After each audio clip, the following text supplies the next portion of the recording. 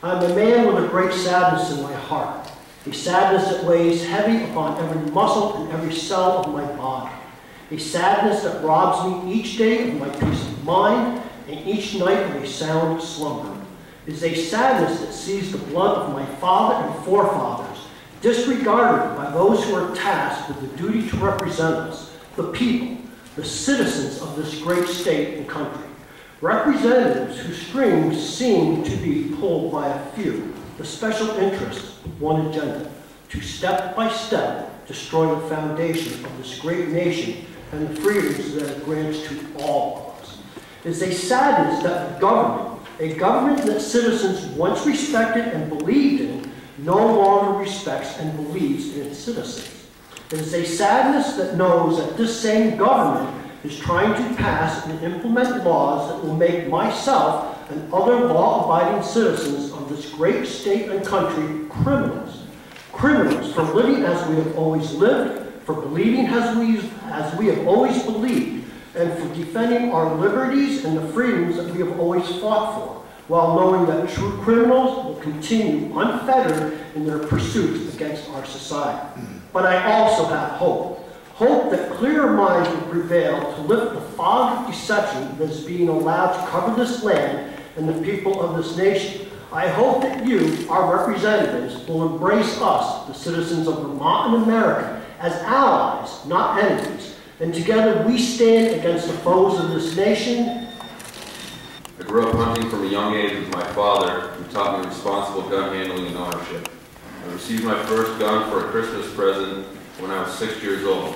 22 caliber Marlin youth model. In March of 2012, I was a victim of circumstance. While driving home from Burlington, Vermont, I ended up hitting a patch of black ice and took a double header up a 15-foot ditch. I was served with an affidavit to appear in court for careless and negligent operation. Careless and negligent operation is punishable by up to 1 year imprisonment.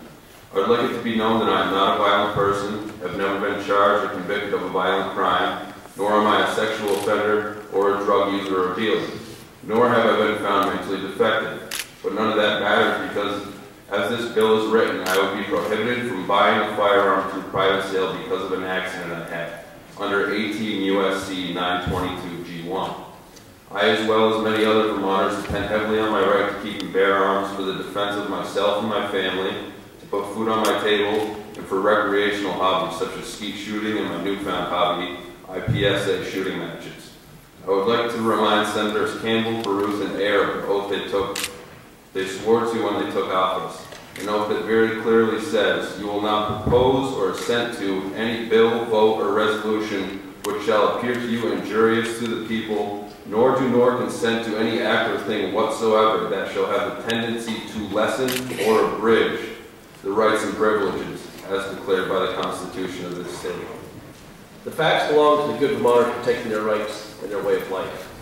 New York City billionaire Michael Bloomberg has 4 anti-constitutional groups: Mayors Against Guns, Everytown, Mom's Demand, and Gun Tanks.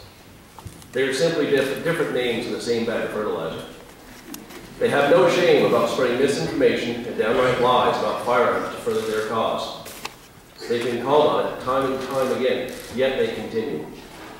CNN found that Mom's Demand's claims were inflated by nearly 500%.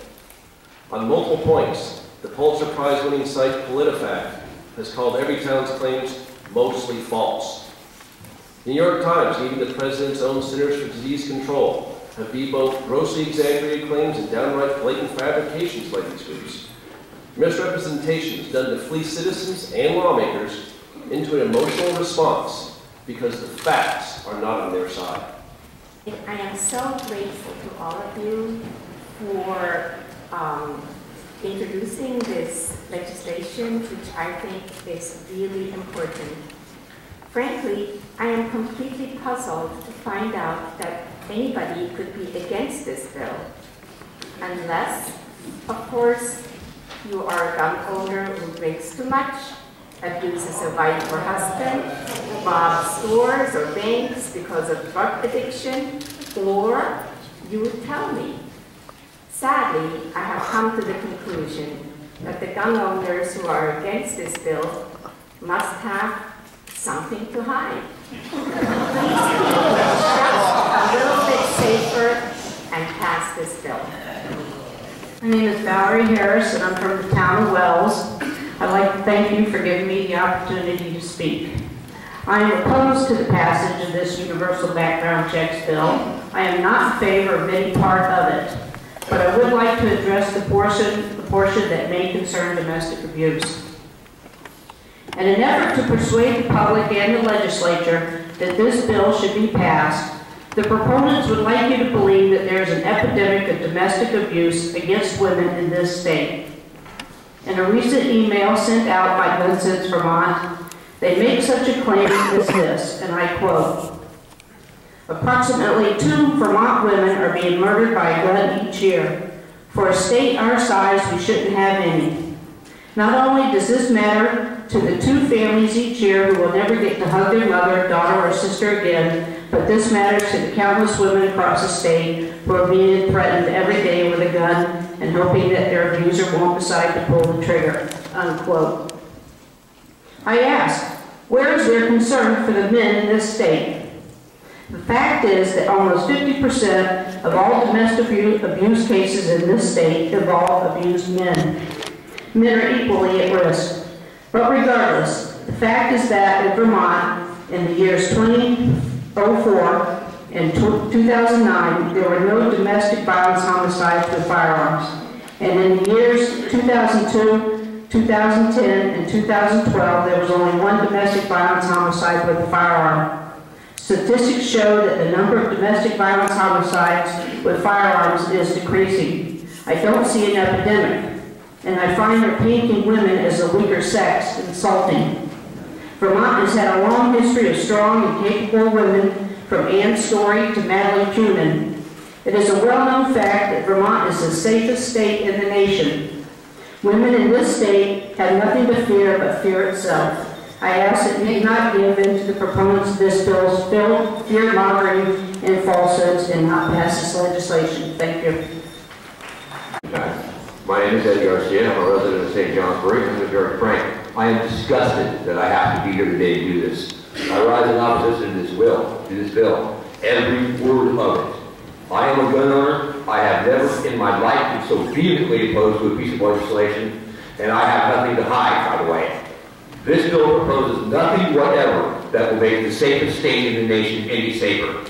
The arguments of the activists who are pushing this bill have been demonstrated time and again to be misleading at best and demonstrably false at worst. They are funded and supported by a billionaire who has personally undertaken a nationwide war on the right to keep and bear arms. This, if passed, would be only the first step in an incremental war on the rights of law-abiding Vermonters. And if you don't believe that, I ask you to consider that the first reaction of one of the sponsors of this bill to the actions of an evil, demented man in Connecticut was to try to ban our rifles here in Vermont. At that, he failed, and that spectacularly.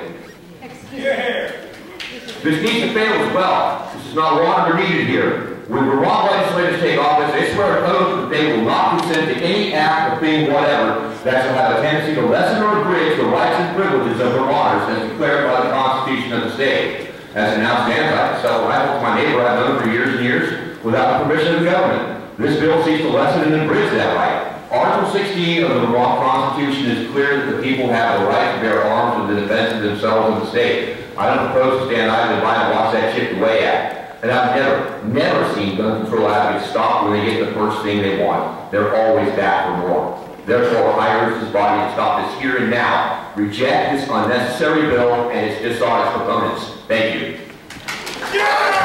My name is Alexander Vanstein. I'm a refugee from the People's Republic of New York.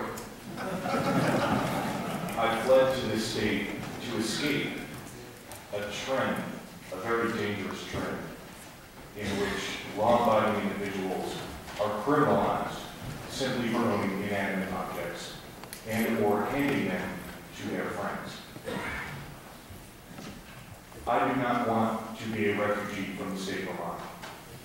I love this place, I love everything about it, and I love the fact that everything that I love here is legal. And if we pass this law, we will be walking down a path which New York has been walking down for a very seen the fruits of that in the SAFE Act and its arbitrary and draconian definitions. In closing, I would just like to ask you to all vote in opposition of this bill and all parts of it, because there will never be a compromise in favor of gun owners. There will only be compromise in favor of gun controllers. Thank you very much. The bottom line for us is that we see absolutely no need for this bill. For the 2010 census, we see that 42% of Vermont households have firearms in them, and we know that that number is actually higher. FBI statistics show that for 2010, Vermont was the safest state in the nation in regards to having the lowest gun murder rate of all states.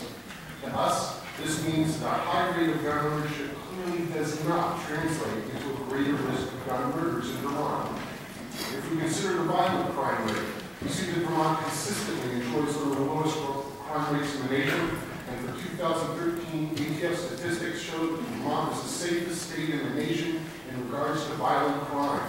To us, this means that more guns in the hands of honest and law-abiding citizens does translate into exceptionally low rates of violent crime.